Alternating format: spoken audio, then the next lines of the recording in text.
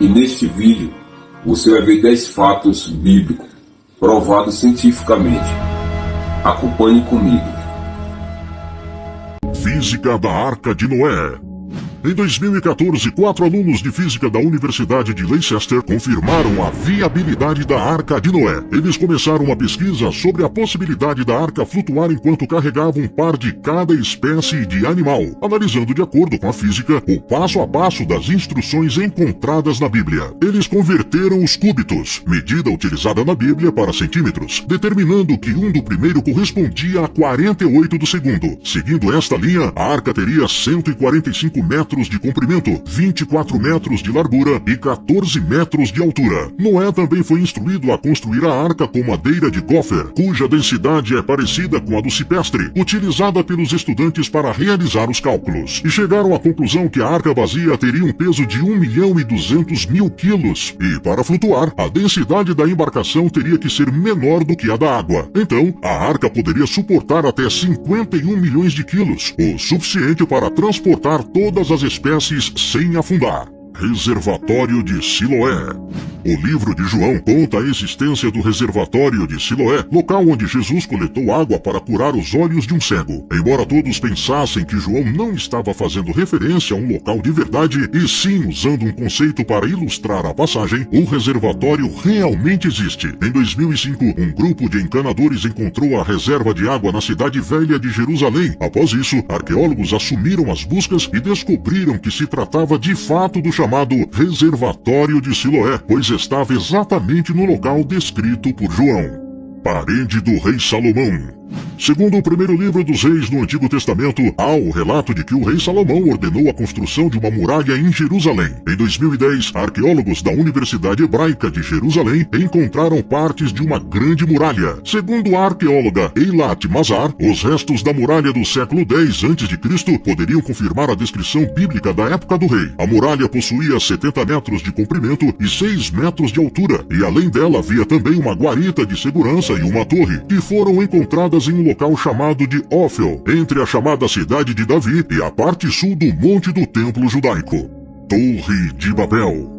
Em Gênesis 11, vemos a história da Torre de Babel, que foi construída pelos descendentes de Noé, que queriam eternizar seus nomes e também tinham intenção de alcançar os céus. Contudo, a atitude de soberba foi repreendida por Deus e, como castigo, confundiu-lhes as línguas faladas pela terra, sendo essa uma das explicações para as várias línguas faladas pelo mundo. Em um novo estudo sobre uma pedra encontrada na antiga Babilônia, atual Iraque, há cerca de um século, pode comprovar a existência da Torre de Babel.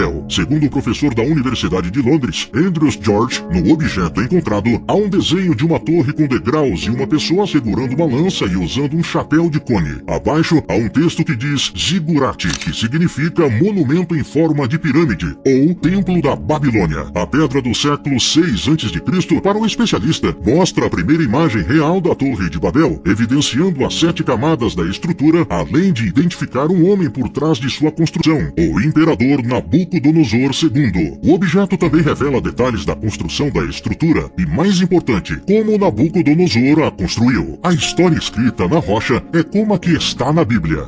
Pôncio Pilatos. Pôncio Pilatos foi o governador romano que ordenou a morte de Jesus segundo o Evangelho. Em 1961, os arqueólogos liderados pelo Dr. Antônio Frova descobriram em Cesareia Marítima, uma cidade romana antiga ao longo da costa mediterrânea de Israel, um fragmento de pedra calcária na qual foi gravada uma inscrição com o nome de Pôncio Pilatos. A placa de 82 centímetros de largura e 68 centímetros de altura, que pode ser encontrada atualmente no Museu de Israel em Jerusalém, foi escrita em latim e colocada em uma das escadas do anfiteatro de Cesareia. A inscrição diz o seguinte: Pôncio Pilatos, prefeito da Judeia, dedicou ao povo de Cesareia um templo em honra a Tibério. A informação descrita coincide com o reinado do imperador Tibério entre os anos 14 e 37 d.C. e também com o cronograma bíblico descrito no Novo Testamento. Lucas, em seu evangelho, se referiu a Pilatos como o governador romano da Judeia durante o reinado de Tibério César. A Cidade da Primavera. A cidade da Primavera foi mencionada no livro de Samuel por ter sido conquistada pelo rei Davi e também foi o lugar onde Salomão foi ungido a rei. Após 20 anos de escavação, arqueólogos descobriram a cidade da Primavera em Israel. A cidade descoberta tem cerca de 3.800 anos. A escavação aconteceu na cidade de Davi, no Parque Nacional de Davi. A cidade da Primavera foi construída para salvar e proteger a água da cidade de inimigos que tentavam dominá-la. Protegida pela fonte de Gion, o local é descrito no livro bíblico de Reis. Lá, Salomão foi ungido rei pelo sacerdote Zadok, por ordem de seu pai Davi. A cidade da Primavera é a maior fortaleza cananeia que ainda resiste ao tempo. Os arqueólogos da Autoridade de Antiguidades de Israel acreditam também que é a maior fortaleza conhecida que existe antes do reinado de Herodes. Travessia do Mar Vermelho.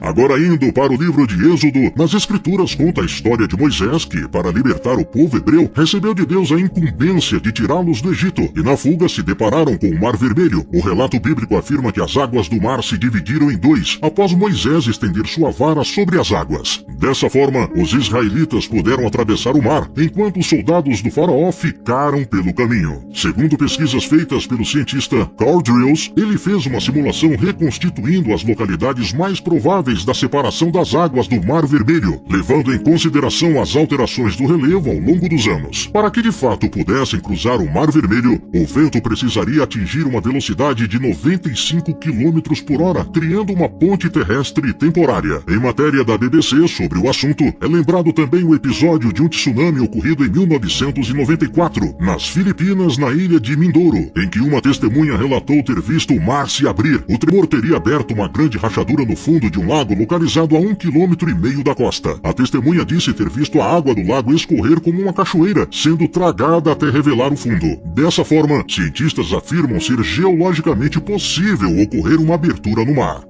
Agora uma curiosidade extra do nosso vídeo. Todo mundo sabe que Jesus morreu na cruz, mas uma coisa que pouca gente sabe é que toda cruz era feita sob medida para a pessoa que ia morrer nela. Antes de Jesus ser crucificado, ele foi colocado na de Barrabás para ser julgado pelo povo. Eles podiam escolher quem seria crucificado e escolheram libertar Barrabás, que era um assassino. E a palavra diz que quando Jesus foi crucificado, ele estava com um braço preso, e quando foram prender o outro, esticaram tanto que deslocaram o seu braço, porque a cruz era muito grande. Logo, não tinha sido feita sob medida para Jesus. Então, a cruz era de Barrabás. E a curiosidade fica ainda maior quando vemos o significado do nome de Barrabás. Barrabás significa filho do Abba, e Abba significa pai. E nós somos filhos do Abba, nós somos filhos do pai. Então, aquela cruz foi feita sob medida para mim e para você. Mas Jesus tomou a nossa cruz e morreu em nosso lugar para que um dia tivéssemos a salvação. Até nos detalhes da história tem a assinatura do amor de Jesus. Então pegue sua cruz e siga-o.